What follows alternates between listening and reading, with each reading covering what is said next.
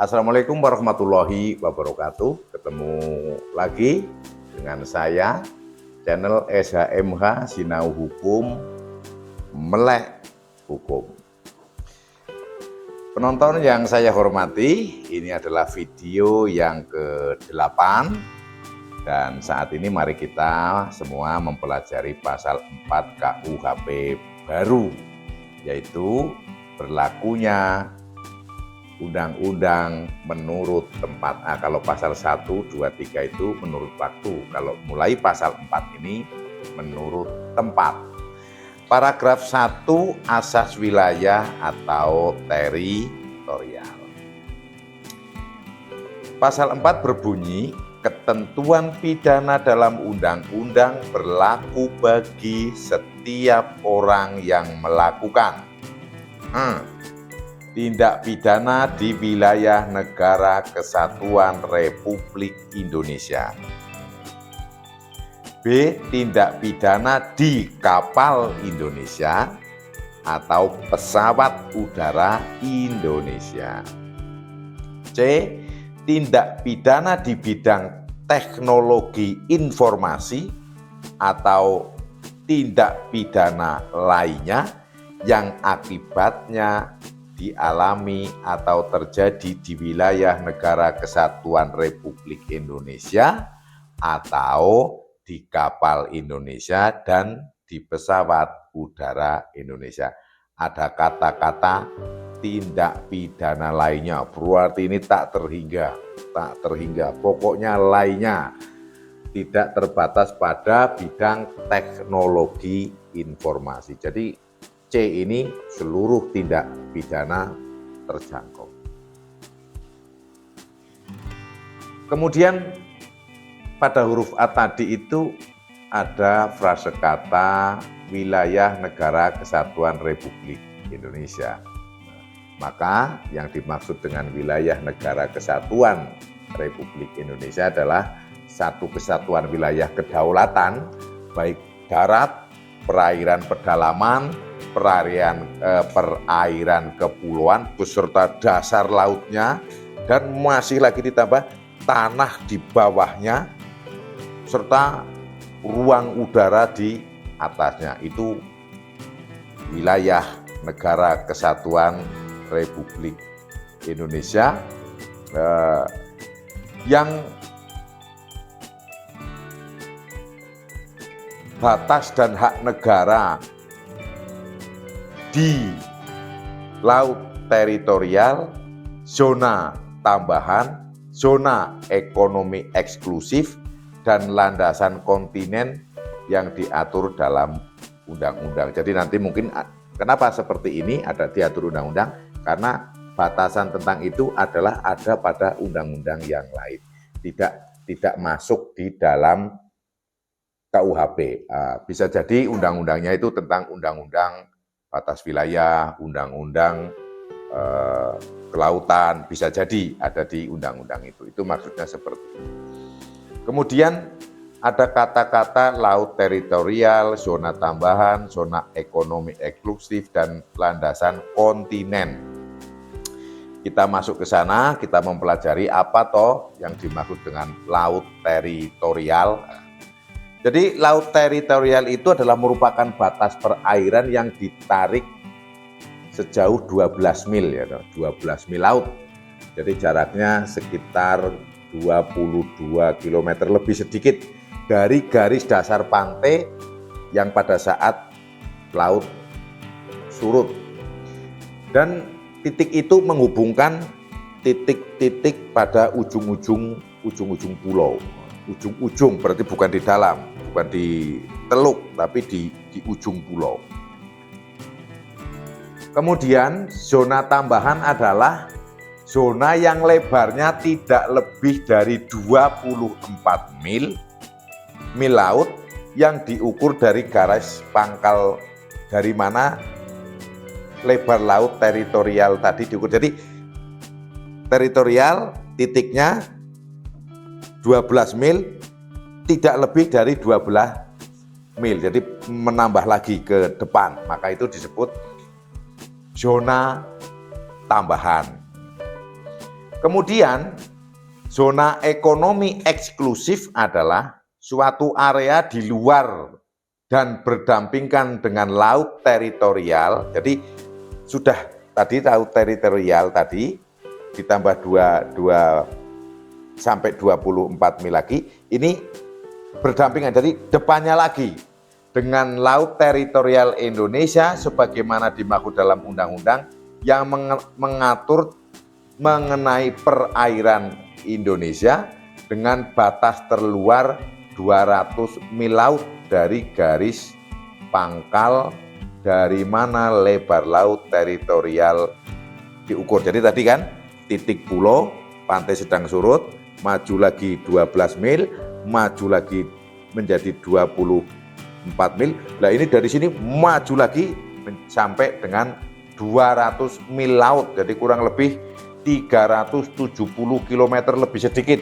Itu masuk dalam zona ekonomi eksklusif. Kemudian landas kontinen. Landas itu berarti dasar, landasan. Kontinen itu kalau bahasa Inggris gitu.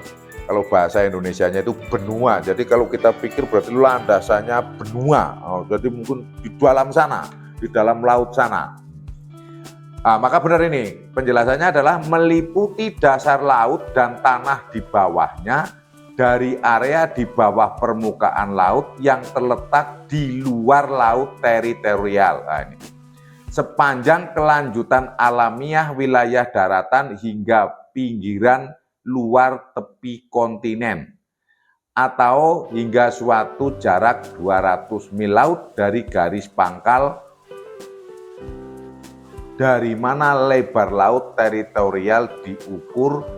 Dalam hal pinggir laut tepi kontinen tidak mencapai jarak tersebut hingga paling jauh 300 mil laut sampai dengan jarak 100 mil laut dari kedalaman 2.500 meter. Jadi ini mengatur jaraknya tambah panjang lagi 350 mil laut, tetapi di dalam dasar laut sampai kedalaman 2.500 meter, 2,5 kilo. Panjang sekali, dalam sekali. Ini masih masuk dalam wilayah hukum berlakunya hukum Indonesia. Jadi kalau melakukan di dalam tanah itu tindak pidana itu masih bisa kena oleh KUHP baru ini atau undang-undang yang lain yang ada di Indonesia. Apakah itu mungkin? Jangan seperti itu. Mungkin saja ke depan ini kan undang-undang akan berlaku di tahun 2026. Bisa jadi nanti di tahun 2050 undang-undang ini masih berlaku dan ada kehidupan di dalam tanah sana, sangat mungkin kan itu terjadi tindak pidana juga. Maka sangat bagus ini menjangkau dan jauh sekali sampai mengatur demikian. Dan ini top, undang-undang ini mantap, ini asas ini mantap. Oke ya, lanjut. Jadi itu tadi landas kontinen, zona ekonomi eksklusif, zona tambahan, dan laut teritorial. Dan apabila ada yang saran masukan terkait ini, teritorial, ZEE dan sebagainya, dipersilakan untuk memberikan masukan kepada saya melalui kolom komentar. B. Tadi kan A ya, sekarang B. Tindak pidana di kapal Indonesia atau di pesawat udara Indonesia. Nah,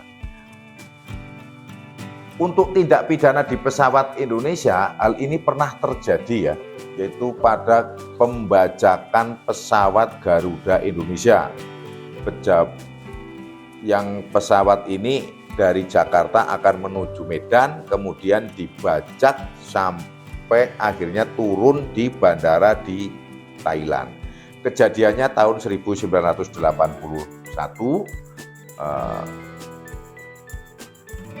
mulai tanggal 28 Maret sampai 31 Maret 1981. Nah, karena Undang-Undang Indonesia mengatur bahwa pesawat Indonesia adalah wilayah Indonesia, maka pada saat itu yang melakukan pembebasan atas pembajakan ini adalah pihak Indonesia. Kemudian demikian juga dengan pembajakan yang ada di kapal Indonesia. Jadi kapal Indonesia itu ada juga pada tahun 2011 itu dibajak oleh perompak dari Somalia, kapalnya bernama Sinar Kudus. Itu walaupun kejadiannya di Somalia sana atau mungkin di lautan internasional di sana, tapi karena itu kapal Indonesia, karena itu wilayah Indonesia, maka juga dilakukan pembebasan oleh pihak Indonesia. Kemudian yang huruf C tadi kan tindak pidana lainnya ya. Nah, tindak pidana lainnya ini contohnya ya tindak pidananya tidak disebut karena ini lainnya berarti tak terhingga.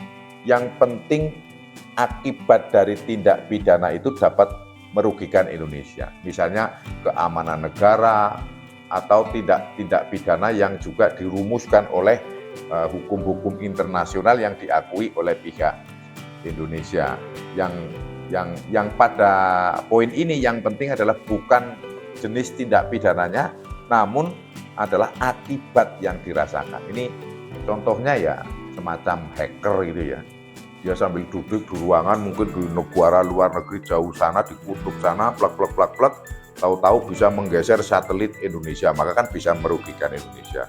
Bisa terjadi tabrakan pesawat, bisa terjadi mungkin pencurian uang di bank atau apa, atau mungkin juga menipu data. Hacker itu kan hebat-hebat. Maka dari itu anak-anak muda Indonesia Gen Z ini silahkan untuk memacu diri agar dapat menguasai teknologi ini, karena saat ini aja udah masuk ke AI ya, dan itu sudah sangat heboh, dan itu kalau sampai disalahgunakan dan kalau kita tidak memiliki SDM yang maju menguasai teknologi bakal kelabakan. Jadi karena banyaknya cara tadi tidak disebutkan oleh KUHP ini, yang penting akibatnya ada di Indonesia. Ada di wilayah teritorial Indonesia atau terjadi di kapal atau pesawat udara Indonesia. Nah, selain itu juga kalau kita menumpang pesawat atau kapal, kita menumpang pesawat atau kapal, kemudian kita melakukan tindak pidana di dalam kapal, walaupun kapal atau pesawat itu sedang berada di luar negeri sana, di tengah laut atau di angkasa sana, itu masuk tunduk pada hukum Indonesia. Sebab apa? Kapal yang kita tumpangi, pesawat yang kita tumpangi adalah merupakan bagian atau disebut sebagai wilayah negara Republik Indonesia. Saya pikir itu yang bisa saya jelaskan untuk pasal 4 KUHP ini tentang asas teritorial berlakunya hukum Indonesia. Semoga bermanfaat. Apabila ada salah kata, mohon dimaafkan. Silahkan komen di kolom komentar yang ada pada video saya. Jangan lupa memberikan support, subscribe untuk kami, subscribe untuk channel ini agar menjadikan semangat kita bersama pada pembahasan KUHP baru pada video-video selanjutnya. Semoga bermanfaat. Akhir kata, wassalamualaikum warahmatullahi wabarakatuh. Terima kasih.